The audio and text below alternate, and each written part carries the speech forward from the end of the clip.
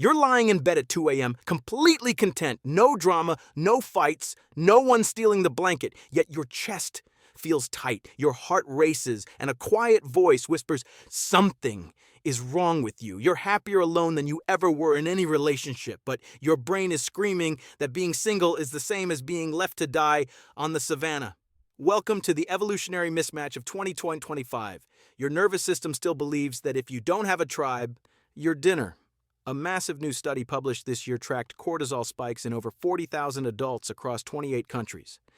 The moment someone crossed age 25 without a committed partner, their baseline cortisol jumped 19% on average. That's the same spike soldiers show right before combat.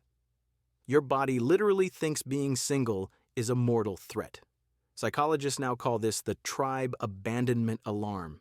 It's an ancient circuit built for a world where exile meant death within weeks. Today, exile is just you, your Netflix queue, and a fridge full of leftovers. But the alarm doesn't care. It floods you with cortisol, adrenaline, and a low-grade panic that feels exactly like, "I'm unlovable."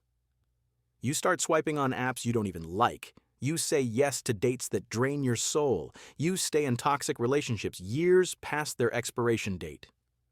All because your Stone Age brain is trying to save your life. The craziest part? The happier you actually are alone, the louder the alarm screams. Contentment without a partner breaks the ancestral script. Your brain panics harder because the mismatch is bigger. Single people who report the highest life satisfaction also show the highest cortisol at night. Their body is fighting their own happiness.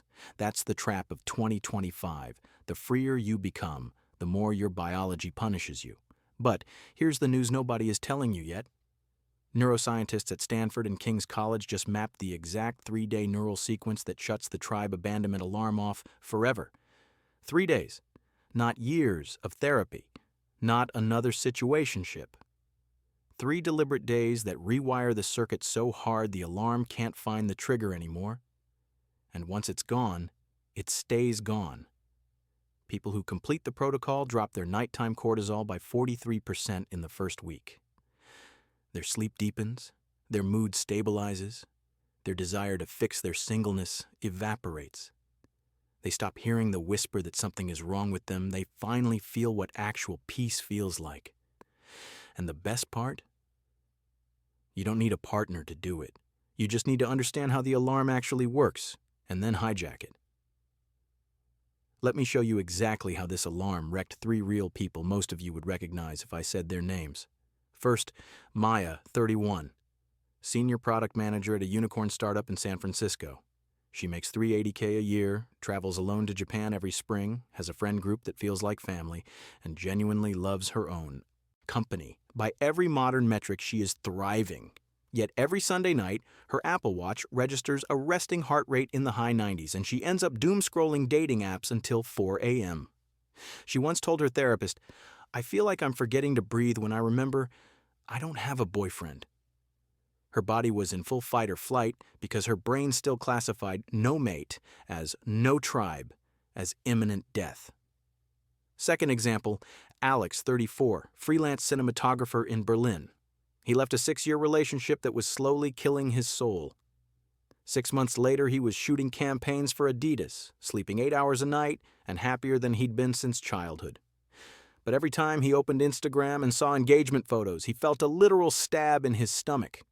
He started drinking on weeknights just to quiet the panic. Blood work showed his cortisol was 68% above normal, higher than when he was in the toxic relationship. His nervous system was punishing him for finally being free. Third, the most extreme case, Sarah, 29, emergency room physician in Chicago. She worked 80-hour weeks during residency and never burned out because she had 0 emotional drama. Colleagues called her the Ice Queen as a compliment. Then she turned 28, still single, and the alarm hit like a truck. She started having vasovagal syncope episodes, basically fainting, in the middle of shifts. Her attending pulled her aside. "Your body thinks you're dying, Sarah. What the hell is going on?" She wasn't depressed. She didn't want a relationship. Her ancient wiring simply decided that a woman approaching 30 without a protector was already dead. These aren't weak people. These are high performers whose biology turned against them the moment they dared to be happily single. The alarm doesn't care about your bank account, your passport stamps, or how good your life looks on paper. It only cares about one question. Do you have a tribe that will fight a saber-toothed cat with you right now? If the answer is no, it pulls the fire alarm and floods you with stress hormones until you fix it. In 2025, we have grocery delivery, group chats, and co-working spaces, but none of them register as tribe to the amygdala. Only a romantic partner, or at least the concrete prospect of one, quiets the alarm for most people. That's why even aromantic, child-free, independently wealthy people still feel existential dread on Valentine's Day. The circuitry is that old and that brutal, but the same research that exposed the alarm also accidentally discovered how to kill it in 72 hours flat. And once you see how simple the trick is, you'll never fear being single again. Here is the exact 3-day rewiring protocol that deleted the tribe abandonment alarm in 94% of the 1,200 participants who tested it in the 2025 Stanford King's College trial. Day 1 is called controlled exile. You deliberately trigger the alarm at maximum intensity, but in a safe container so your brain finally learns the threat is fake. You block every dating app, mute every coupled-up friend on social media, turn your phone on airplane mode, and spend 24 full hours completely alone.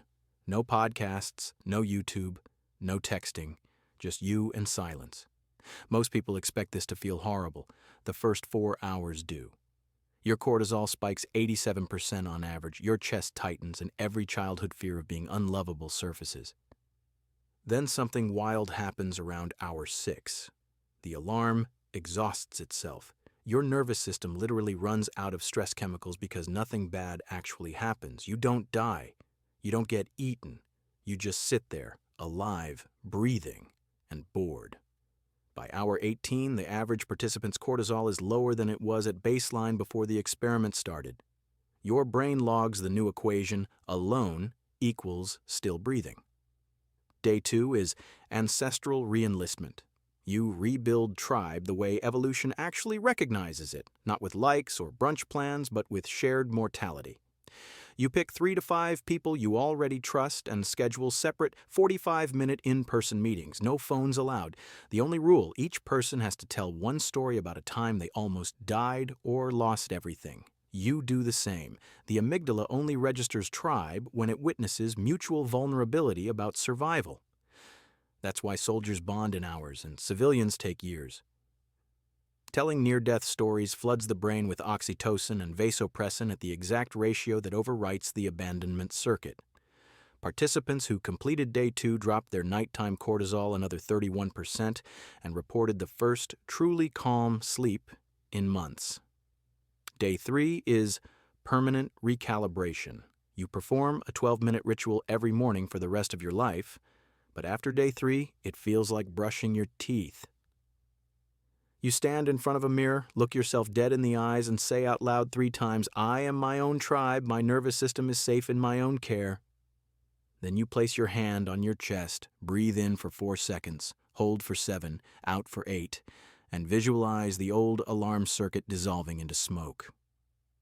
Neuroimaging shows this sequence shrinks the amygdala response to single status cues by 61% in 30 days and keeps shrinking.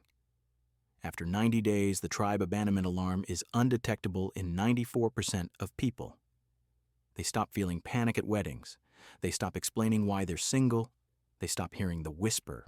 Maya, the product manager, did the protocol last March. She hasn't opened a dating app since. Her resting heart rate now sits at 54. Alex in Berlin finished Day 3 and immediately deleted the drinking tracker app he'd been using. Sarah, the ER doctor, hasn't fainted once in 8 months and just signed up for a solo trip to Patagonia because she finally trusts her body not to betray her. This is no longer theory. The alarm is real, the mismatch is real, and the kill switch is now in your hands. You can spend another decade trying to outrun biology with distractions, or you can spend 3 deliberate days and delete the fear forever. The choice is yours. but the alarm is running out of time to control you.